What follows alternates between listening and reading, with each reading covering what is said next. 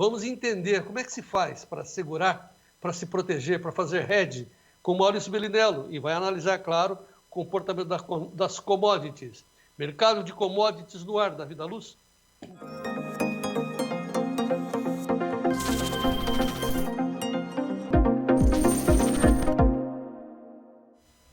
Maurício Bellinello, muito boa tarde, seja bem-vindo ao Tempo e Dinheiro. Fala, João, boa tarde a todos do Tempo e Dinheiro. Muito bem, assim, vários assuntos, né, ainda bem, mas assim, a bola está no seu campo, né, porque as commodities estão explodindo, nunca chegaram a preços tão altos, então deram uma arrefecida, agora volta a subir. Claro que está todo mundo em linha, de olho lá na reunião se vai ter cessar-fogo entre a Rússia e a Ucrânia. E também nós temos a segunda pergunta, Maurício, é que tendo um cessar-fogo, tem que parar essa carnificina, os preços tenderão a ceder ao nível que estavam ou vão parar no meio? Bom, primeiro que um cessar-fogo se torna cada dia menos provável, né, porque a coisa continua escalando e agora a situação começa a ficar tão grande, né, porque é uma briga de egos em última instância, né? Quem que vai admitir que está errado agora, né? Então, de novo, eu torço por isso, mas eu não vou ser muito sincero que eu não estou aguardando, pelo menos não para agora, né? Não para hoje, por exemplo. Mas eu torço muito por isso e torço para estar errado. As commodities como um todo, o trigo acabou de atingir a maior cotação da história, né?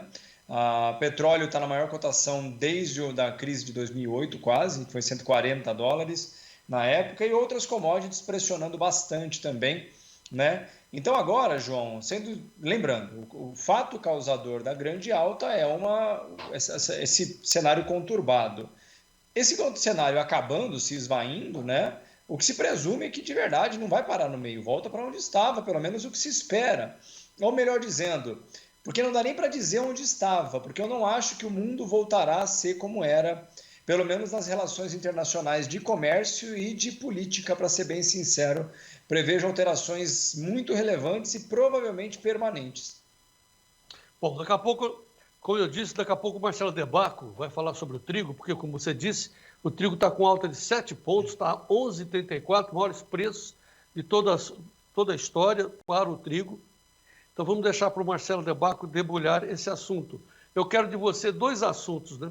Primeiramente, vamos falar de petróleo, depois a gente entra no assunto principal, que é a capacidade do Brasil voltar a ter o grau de investimento que o ministro Paulo Guedes está anunciando, foi anunciar lá nos Estados Unidos. Mas, primeiramente, a condição do petróleo. O petróleo agora quase que veio para o vermelho, mas está ali no 110, não, professor? Ele está um preço altíssimo, né? $110 agora. Bom lembrar que os prêmios, quando você vai para o Oriente Médio, por exemplo, João, o prêmio, mais ou menos como funciona na soja, no trigo, que tem o preço da commodity, mas tem o prêmio, em algumas regiões está chegando a $15 por barril. Ou seja, não é 110, é 125, né? Ou seja, há escassez de petróleo no mundo. Não há como o petróleo cair agora, não tem como, a não ser que essa situação... Sim, mas e se entrar aí, ó, nessa reunião de hoje, sai lá fumacinha branca, chegamos num acordo, o petróleo não... É o que se espera, João, sendo muito sincero, né? Como eu já falei, a Rússia é um gigante produtor, né? Produz mais de 10 milhões, quase 11 milhões de barris por dia, né? Está entre os maiores, se não é, acho que é o segundo ou terceiro maior produtor do mundo de petróleo, somente atrás da Arábia Saudita e dos Estados Unidos, né? Então, é um produtor gigante, sem substituto, não tem ninguém que consiga, nem o Irã, se amanhã voltasse. O Irã conseguiria trazer em 2 meses, eu acredito, mais 1,5 milhão, 1.600.000 barris no máximo. Então, sim, supondo que essa situação se resolva agora, é provável que o petróleo volte muito rápido para a casa dos 90, né? Mas sendo muito sincero, João, os danos já causados pelo conflito, e eu digo mais danos no sentido logístico e político, provavelmente levarão a certa lentidão, mesmo frente a um cessar-fogo definitivo. Tá. Davi, para a gente contextualizar, por favor, coloque aí em tempo real como é que estão as commodities sendo negociadas agora em Chicago e Nova York, para a gente discorrer com o professor. A soja alta de 1,31, voltou a subir, $16,84, o milho 7,59, alta de 4,76, o trigo 7,09 a 11,34. Está parado o trigo? Já bateu o limite de alta, é isso, professor? Bateu, está em limite de alta. Então travou, parou. Travadíssimo. A gente tem que entender assim, o que significa isso? Significa que não tem mais para vender, já está tudo vendido. Né? É um Pode limite, fechar a Bolsa institui um limite em pontos, o quanto um ativo pode subir no dia. Se ele subir até aquele tanto, ou os vendedores vão pressionar o preço para baixo, ou não há mais negócios enquanto esse preço só abre agora no próximo pregão. Tá, mas isso significa que não tem trigo mais a ser vendido ou não tem uma coisa nada a ver com outra? É só questão de preço. Porque lembrando, aquela região ela produz 30% do trigo global. De todo o mundo, 30% de todo o trigo vem de lá. Não tem trigo no mercado. O café está apanhando quase 3% a $2,22. Por que o café está apanhando? Está todo mundo subindo, professor. Tem o negócio dos próprios estoques. Os estoques estão bons, ainda que a gente sabe que a geada no Brasil, né, vai causar uma quebra de safra para a próxima safra, mas principalmente, João, isso é uma dinâmica que não é só do café, o açúcar também sofre uma coisa, porque lembrando, açúcar e petróleo andam juntos, mas nesse momento o açúcar ficou muito para trás. Por quê?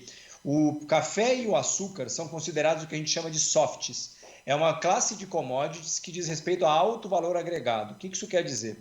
Em momentos de crise global, como é agora, o consumo desse tipo de ativo sofre uma pressão de queda, porque eles custam mais caro, e como é uma situação onde vai faltar comida, porque vai faltar trigo, né? Lembrando que é a base da alimentação, literalmente esses ativos sofrem muito nesse momento, muito comparado com os ativos mais importantes como o trigo, o petróleo e outros. Então o açúcar está 18,84, para quem está nos ouvindo e não está nos vendo. A Centes, a Libra-Peso, o algodão $1,19,81, alta de mais de 1%. O petróleo está ali quase no empate, levemente em alta, a $111,17 o barril, e o ouro, alta de 0,42 a 1.930. O que eu perguntar, o Maurício vai responder, porque ele é um especialista. Eu dou risada aqui quando o Maurício começa a explicar, porque ele não é só um profundo conhecedor, ele tem uma didática fantástica. Por isso que ele é um professor. E bota Maurício, o meu dinheiro nisso aí. Hein? E bota o meu dinheiro nisso aí. Tá bom. Não é só falando em professor. É verdade. Falando em professor, não, porque o Maurício ele tem um curso profissional, ele atende grandes empresas e ele faz uma gentileza para a gente, porque é diletantismo isso daí, né? Ele fez uma gentileza para a gente de criar um programa, um curso com 10 aulas gravadas, eu falo isso insistentemente, onde para os produtores entenderem o que é o mercado de commodities. Senão, cara, você fica só dentro da porteira produzindo para os outros ganharem. Que história mais louca, né? Então vamos ganhar juntos, pelo menos, ou pelo menos entender, né?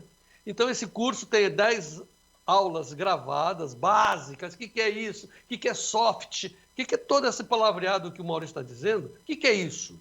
E você, com esse conhecimento, você pode também, pelo menos, conversar com o seu comprador no mesmo nível. Estou entendendo, sei, tal, sabe? Esse curso é para você ouvir. E já tem 5 turmas formadas por nós, porque é um curso formado especialmente para o tempo e dinheiro. Estamos andando com a 5ª turma, sábado às 3 da tarde. 3 da tarde, pessoal. É a última aula da 5ª turma para você perguntar, aproveitar. É ao vivo, pergunta tudo. Que nem eu pergunto aqui para o Maurício, ele responde na hora. Agora, o curso profissional não. O curso profissional tem quantas horas, professor de aula? Quantas aulas, horas? Tem de conteúdo cerca de 65, no total 135 horas. Cara, já pensou você gastar 135 horas para ouvir? É 6 meses no mínimo, né? Também? Na verdade, você sai enfrentando as feras, né? Você entra no meio dos caras. É uma delícia. Professor, temos uma pergunta importante aqui. Você no curso, você sempre fala isso, você ensina como é que você entra nas corretoras. Pega pela mão, né? Pega pelo mouse e tal. Mas você sempre sugere 2 corretoras. Estão nos perguntando aqui, quais as corretoras que você sugere lá nos Estados Unidos? Como eu gosto de lembrar, não sou ligado a corretora nenhuma, não trabalho para nenhuma empresa do mercado de valores, tudo que eu indico é porque eu indico por uso mesmo, né? A que eu mais gosto de indicar, especialmente para quem é novato, chegando agora no mercado, chama-se Tasteworks. é uma corretora bastante importante, muito acessível, plataforma fácil de usar. Ela é uma corretora mais simples no sentido da disponibilidade, mas negocia soja, negocia trigo, negocia milho, petróleo, né? Tem boa parte das commodities. Ela é boa. Eu me utilizo de uma... Tastyworks, João. Tastyworks. É T-E-S-T-Y. T-A-S-T-Y-W-O-R-K-S. Tastyworks. Né? Eu costumo dizer que é uma corretora de entrada, mas é maravilhosa. Tá? Agora, para algumas commodities, só uma corretora serve. E é a corretora que eu uso desde 2012. Tá? Vai fazer 10 anos agora que eu estou nela. Chama Interactive Brokers. É a maior dos Estados Unidos, a maior corretora de varejo dos Estados Unidos.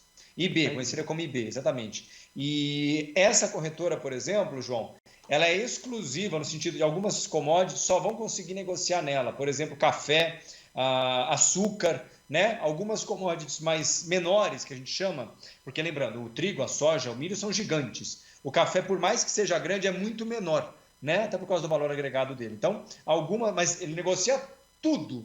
Inclusive dá para negociar Conilon na Inglaterra, sabe, essas coisas assim, é muito, muito grande. Só que ela é uma corretora que já exige um pouco mais de conhecimento, dão muito também, porque os nossos alunos, 2 meses, 2 meses, já estão tocando o barco nela também ali, como se nada tivesse acontecido, João. O cara entra já, assim, já fica, é como a bicicleta, né? Você olha a bicicleta e fala, eu não vou conseguir. Aí já está lá dentro da Interactive Brokers. Ô professor, para entrar na Interactive Brokers ou na Tastyworks, sim, você pega o seu celular, pega o seu mouse, desculpe, né? Entra na corretora, está tudo em inglês, você clica à direita, fica tudo em português, é uma maravilha. E aí, a hora que você entra, porque para fazer, tem que fazer o cadastrinho, né? Como eu costumo dizer assim, o cadastrinho igual nas lojas pernambucanas, nome e tal, aí você manda um comprovante que você existe, conta de luz, qualquer treco está lá dentro. Por quê? Porque os robôs dessas corretoras estão querendo que você entre para fazer negócio. Eles querem que você faça negócio. Tem gente que entra para comprar, tem gente que entra para vender, ou seja, estão travando.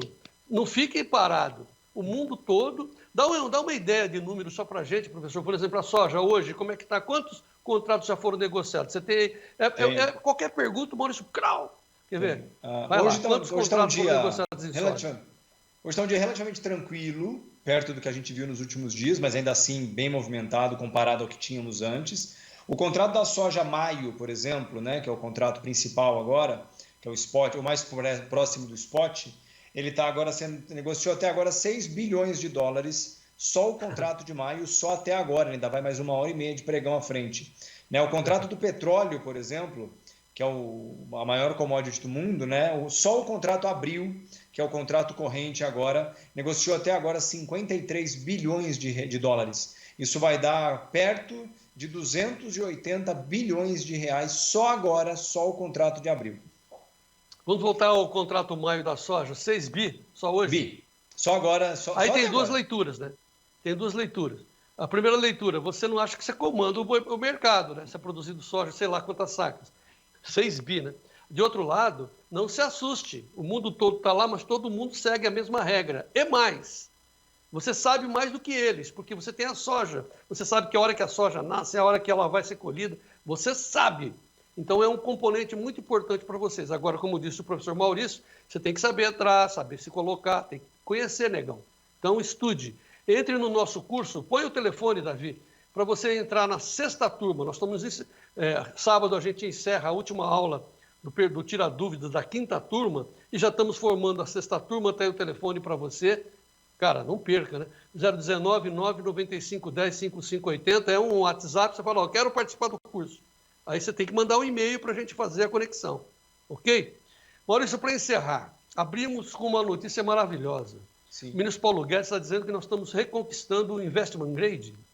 Isso é uma coisa que eu pessoalmente tenho falado desde outubro do ano passado, que do jeito que a coisa estava se delineando, isso deveria acontecer. Para quem não sabe, o tal do investment grade, que é o grau de investimento, no mundo inteiro existem algumas agências que a gente chama que avaliam os países, as empresas que emitem dívida, né? E aí eles dão uma nota de crédito. E existem 2 classificações. Ou você está acima, é chamado de grau de investimento, ou você está abaixo, que é o que chama-se de grau especulativo. E o Brasil está em grau especulativo. A última vez que o Brasil teve investment grade foi em 2007, logo depois do pré-sal, perto do pré-sal, quando descobriram, e foi embora acho que em 2009, 2010, né?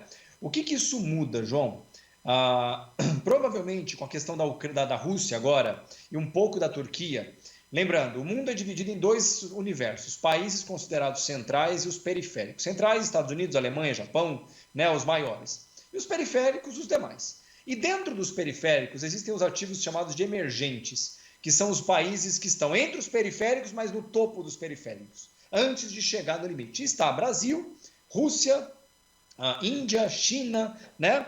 E esse dinheiro que vai para esses países sempre vai um dinheiro que a gente chama de dinheiro especulativo. Mas dentro do dinheiro especulativo tem duas classificações: os mais especulativos, do qual o Brasil está mais ou menos nisso agora, e os que são considerados menos especulativos. São quem?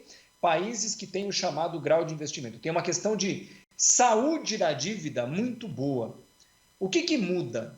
Quando um país ganha o grau de investimento que a gente chama, os maiores fundos do mundo, chamados de fundos soberanos, como da Noruega, onde um país guarda dinheiro e compra ativos pelo mundo, ou então fundos de pensão, os maiores fundos do mundo são fundos de pensão e tem pelo mundo inteiro. Dentro dos termos, das regras desses fundos, normalmente 99% deles está escrito lá. Você só pode comprar títulos de dívida de empresas ou entidades, governos, por exemplo, que tenham o chamado grau de investimento.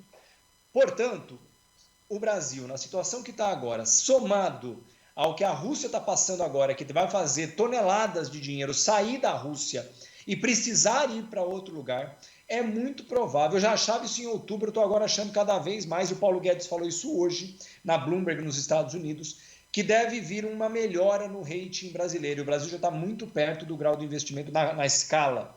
Então, eu, Maurício, acredito que até o primeiro semestre do ano que vem, passadas as eleições, e detalhe, na minha opinião, vença quem vencer as eleições.